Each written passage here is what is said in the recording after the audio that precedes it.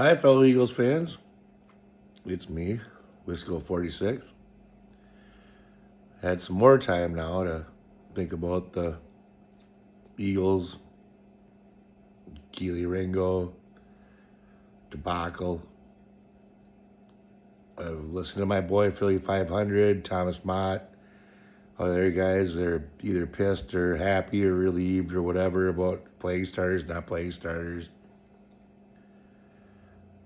Um, I believe that Ringo has played his last game in Philadelphia. I mean, I don't he's had enough time to, I know it's Terry McLaurin, I know it's Debo Samuel, but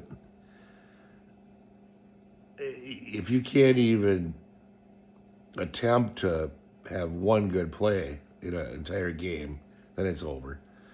But I digress. I believe that it wouldn't matter what seed we are. We did not earn the number one seed. That was the goal.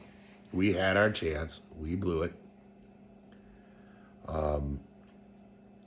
I've been saying it since probably Halloween. The Eagles are just bored. They're bored with regular season. I remember Devontae Smith on the sidelines with Hurts last year. He's like, now what do we do? They were dominating the Chiefs so bad, and then Nick pulls everybody out, and Jalen's like, "Are you sure? Are you They're like, we're kicking ass, and then we give up 16 points or something like that because everybody's on the bench, but it was too late. We all knew that it was over. I believe the Eagles are as bad as they've been on offense, or uneven on offense, or whatever. I believe that when the real bullets fly, this is when this team wakes up. They're just, and the 49ers are the perfect opponent. Remember last time they came, or we played them, they spanked us pretty freaking good and wrecked pretty much put us on that big slide in 23. We are going to destroy them. I believe it doesn't matter who we play. If we are the best team in the league, we're going to make it to the Super Bowl. If we're not the best team in the league, we're not going to make it to the Super Bowl. It doesn't matter what seed we are, if we rested our guys, if we didn't rest our guys. Calcaterra got a hip slide tackle. Wasn't called. But we'll call freaking Darius Cooper for spinning a ball. We'll call that. The rest have been atrocious all year. I mean, I do not want to be one of these people that say that Vegas has a say in these games.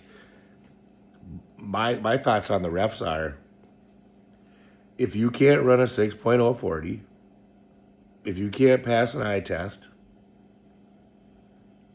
if you cannot have endurance, you should not be a referee. You should not be a 65-year-old referee trying to run with these kids. You're missing plays. I understand that a lot of those older guys are in shape. They look like they got big muscles, but their eyes aren't what they were. They don't have the instincts or the reaction that kids do. I understand you can't retire at 30 years old being a ref, but I don't know what the rules are. But you shouldn't just be able to be a ref because you're a ref.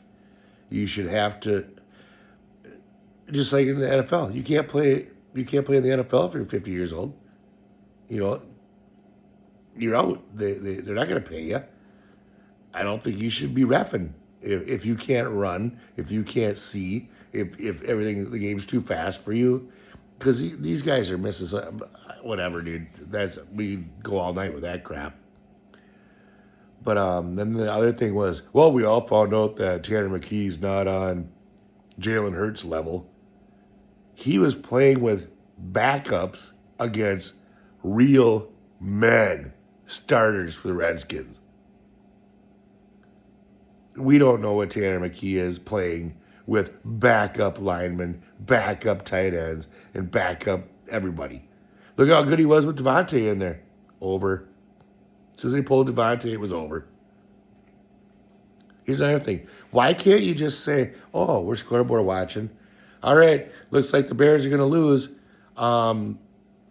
We have a shot at the number 2 seed. I know it's only halftime. Everybody start warming up.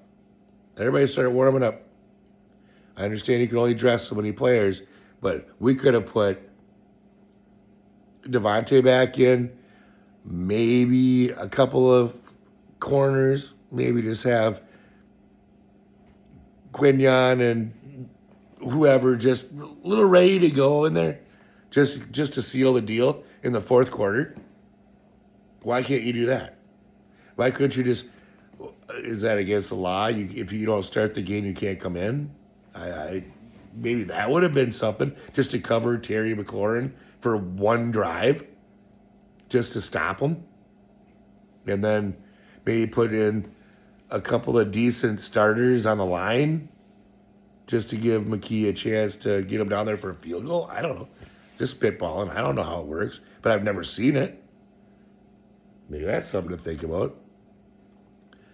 But like I said, if you are the best team in the league, you will make it to the Super Bowl. And I believe after watching, like I said, Devontae Smith go up to Jalen Hurts and go, now what do we do? And they wanted to keep playing. Then they get to the regular season and they thought it was going to be business as usual, and everybody's just discombobulated. I think when the real bullets start flying, this team is going to be a machine. I don't see another team that can play with us. I just don't.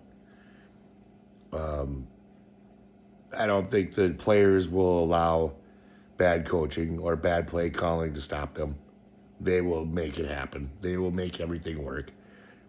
But yeah, I hope we absolutely dismantle the 49ers. I hope we don't hurt anybody. I hope there's no excuses. But I have a feeling Purdy's in trouble. But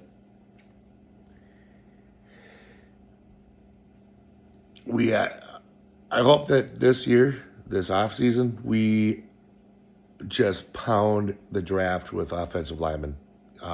Do whatever we got to do to get offensive linemen to back up, to take over certain roles.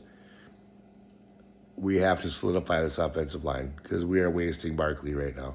Because I don't know what it is, but Stoutland can't be just forget how to coach linemen. I think these guys are beat up, tired, and we need some fresh kids that can play behind them. Not to take their jobs, just to maybe be there as gap fillers. Just get some decent talent coming behind instead of the same old, same old. But I know the closer I get to 10 minutes, nobody's going to watch my dumb ass. So I'm going to call it right there. Let's go out.